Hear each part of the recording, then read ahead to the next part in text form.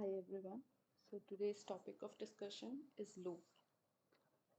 So the first question that comes in our mind is what are loops? As in common language we speak, loop is a round shape where there is not a particular ending. And once started, you keep on repeating the same path. Similarly, in any programming language, when you want to repeat some lines of code for multiple times, unless a condition is met, you put that in what we call a loop. Now, the second question that comes up is why do we need loop? So, the basic answer would be to simplify our code. The task we accomplish with loop, we can also do it without a loop. But that would require multiple lines of code, which in turn can also be prone to errors. And loops gives us a flexibility to do same thing in few lines of code. So let's take an example to understand it better. We have a class with three sections and each section has around 50 students and each have 5 subjects. Means each student studies 5 subjects. Now your task is to print marks of all the students and total for each student. So let's say in one line of code you get the total of a student, and in one line you print the total, and in one line you print all the marks. So in total you you roughly use 4 lines of code for one student. Now you have three section and 50 student in one section, so that is 3 into 50, you have 150 students. So 150 into 4 is around 600. So if you want to do this task in normal lines of code, you will require around 600 lines of code. But what if I say that you can do the same task in around 4 to 5 lines of code, or maybe 7 to 8 lines of code, and you can accomplish the same task in that much lesser number of lines of code. It's almost like 1% of your code. So this so let's say if you print that in 600 lines of code, there are chances that you miss something, you miss a student, or you miss any line of code. So in this way you can do it very quickly, and there would be no chances of error. So this is just an example. I have used a student's array, integer array, wherein you have three sections. Okay, this would be 50 students and 5 subjects. You loop it for, your outer loop is for 3 times, your second loop is for 50 times for each student, and then your inner loop is for 5 times for 5 subjects. And here you have one student data, so one line you total all the students marks, and in one line you just print it, and in one line you print the total, because each time when you come here for 5 times you would be having a different marks, so your total would be changing. So here you will print the total, and you can, your code is so much readable and your code is so much easy to understand. That is the reason when you go on with the studies in programming language, you will find loops everywhere. Next, now when you know what are loops, let's go on and understand what are the different types of loops and what is the syntax of each. So broadly, we have three types of loop. That is your for loop, your do while loop, and your while loop.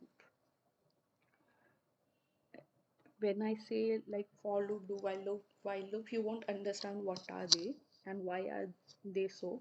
So let's go and understand them better. Starting with the for loop. It is an entry control loop and it repeats a code inside the loop block for a specified number of times till its condition is met. Now, because of this reason, it is preferred over other loops when the number of iterations are known. So let's say there is one condition where you don't know when your loop ends, whether it be running for 100 times, whether it be running for 1000 times, or just 10 times. In that case, for loop is not preferred. But if you know that you want to run your loop for 100 times, or you want to loop for like 10 times, then your for loop is generally preferred. Now let's talk about the different parts of for loop. So in broad way, we have three parts of our for loop. For loop is something that has like different parts, and these parts are very important. So the first part, that is, it's initializing expression in for loop. So uh, till now we have been talking about loops, but what is the thing that we loop on? We want some code to be repeated, but how we want to repeat that? Means how we will repeat it, how we will know that okay, this is the number of times we needed and now we have to exit. So we generally loop over a variable which defines the number of times we want to loop, because that is the only thing that we'll check. So we have a variable on which we loop. Generally, in any type of loop, you will be having a variable, and the first thing would be to initialize it. But for other loops, you initialize before the loop. In for loop, you initialize inside it. So you have for loop, you have three expressions in a for loop. First is initializing. You take a variable, you initialize it in the first part, and then the first part is not run, or second part of your for loop is test condition. Now you have initialized a variable, now you want to know when to exit it. So you'll always check in for loop that whether your condition is met or not. If your condition is false, you exit the loop. So this condition becomes very important for exiting the loop. When we see our codes, when we see some complex code, you'll also see break condition to exit the loop. But that is not a standard way. Standard way is to have your test condition in your for loop, and you exit it as soon as it becomes false. And the third part is your update expression. Now you have a variable, you are checking the variable, but what if you don't change the value of the variable?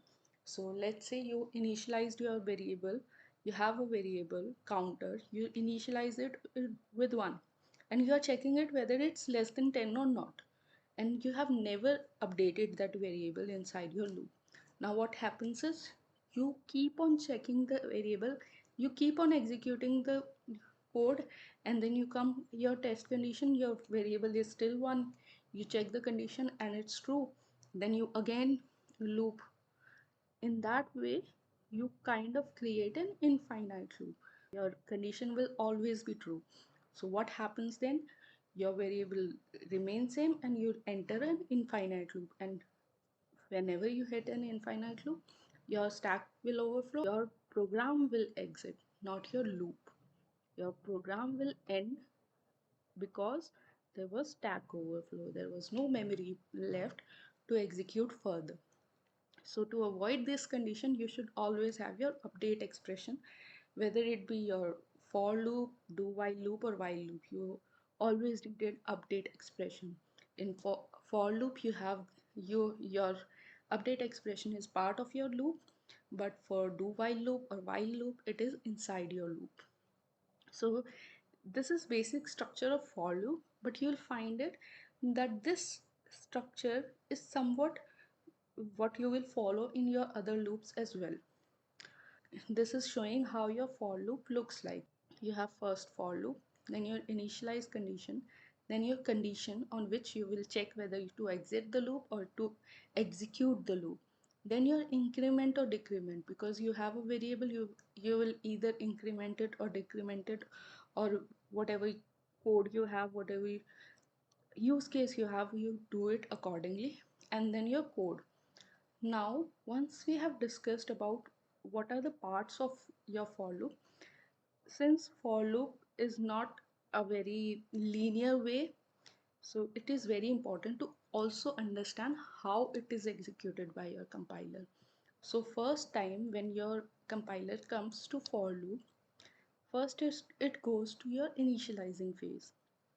Whatever variable you had, you initialize it here. Then it jumps to your condition. It checks whether your condition is true or not.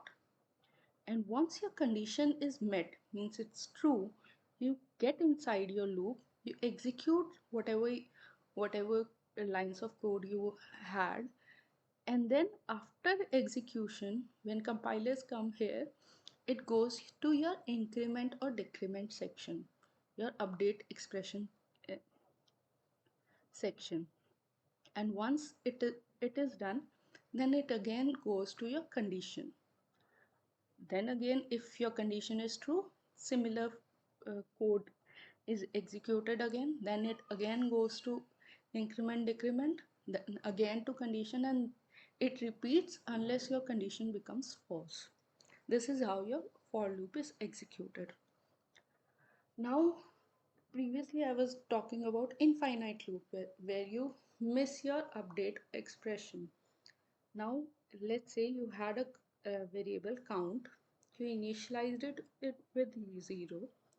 You're checking whether your count is less than 10 or not. If it's not less than 10, you exit the loop. But here, you see, I haven't incremented or decremented my count.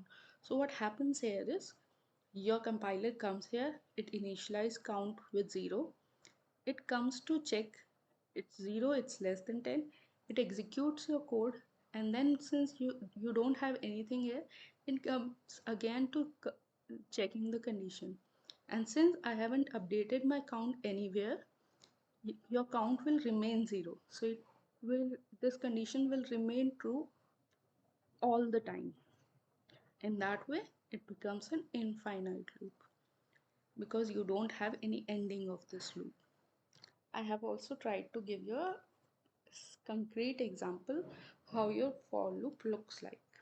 You have a variable, you initialize it, and then you check your condition, and then you increment or decrement your update expression over here. So this is how your for loop looks like. So next we have is while loop. Now the basic reason to have while loop is same, that you want to loop over something. You want some code to be repeated for some times. Similar to your for loop, in while loop also you loop over a variable. And it is your while loop is very similar to your for loop. Like you'll be having a variable, you'll initialize it, and inside the code block you'll also update it, and in while you will check the condition. Now what happens is, while loop is preferred over for loop when you want to loop over something where you don't know the exact number of times you want the loop to be repeated. Let's say you want to have a variable where it is changing inside your code. You are calling some function and that variable is getting changed, and on that variable you are checking. So in those situations your while loop becomes very handy. So here you don't know exact number of times you want to loop.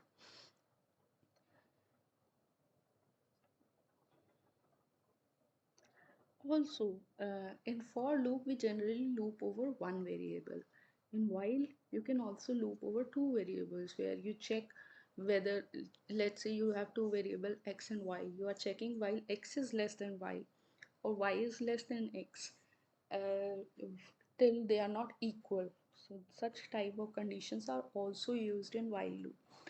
So it is used when you know the condition but you don't know how many number of times your code will be executed. uh, Similar to for loop, you'll loop over some variable, like right. So you'll initialize your variable before entering your loop.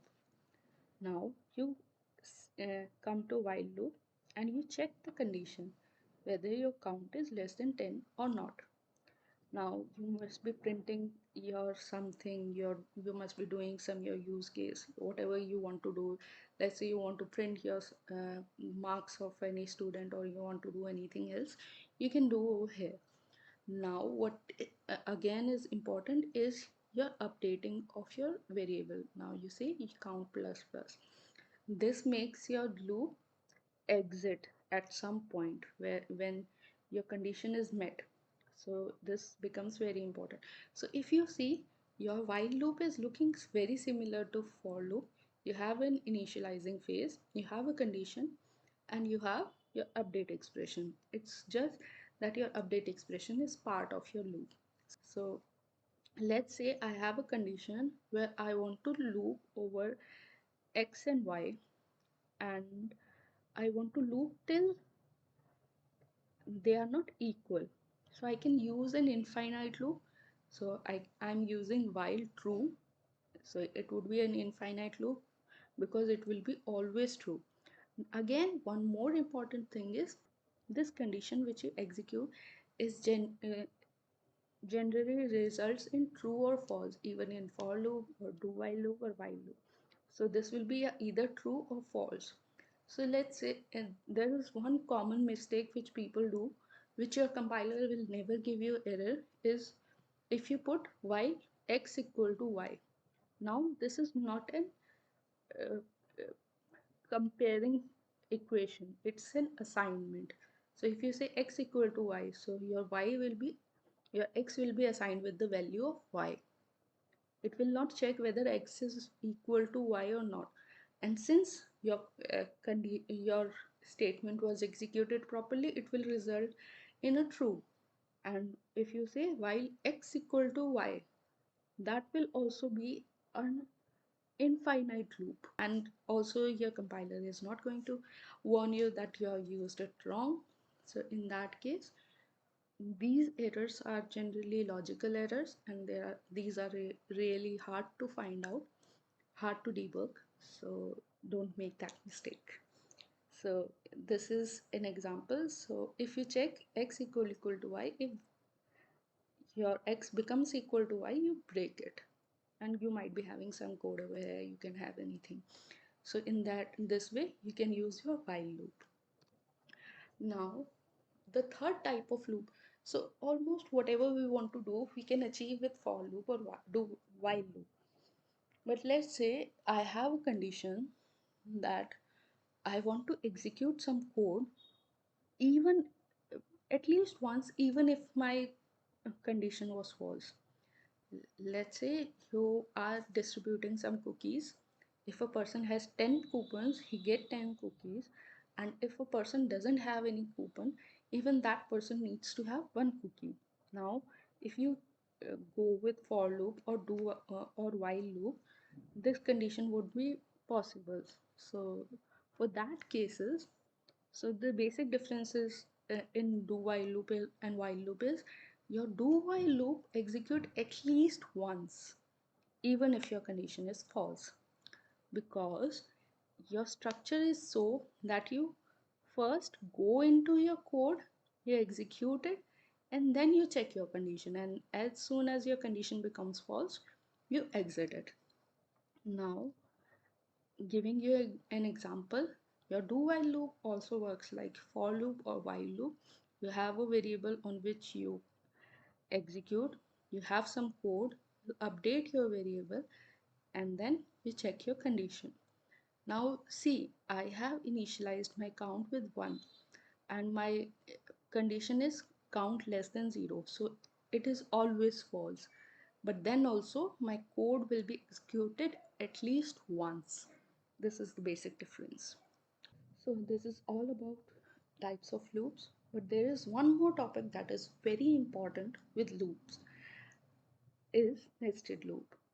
So what is nested loop? In simple language, if you say, if you have a loop inside a loop, that is a nested loop.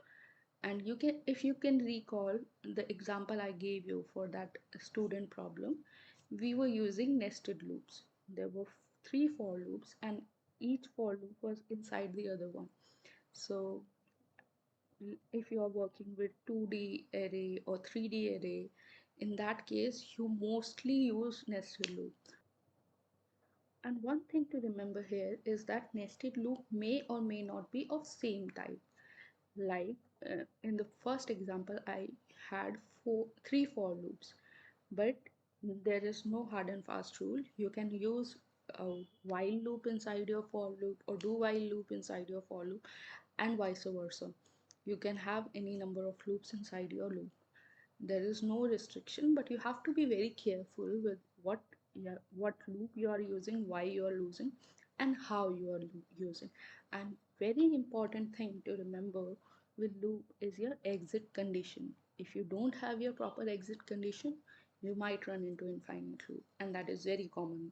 So that's it about loops. If you have any question, you can write down in comments. I will try to answer as much as possible. Thank you.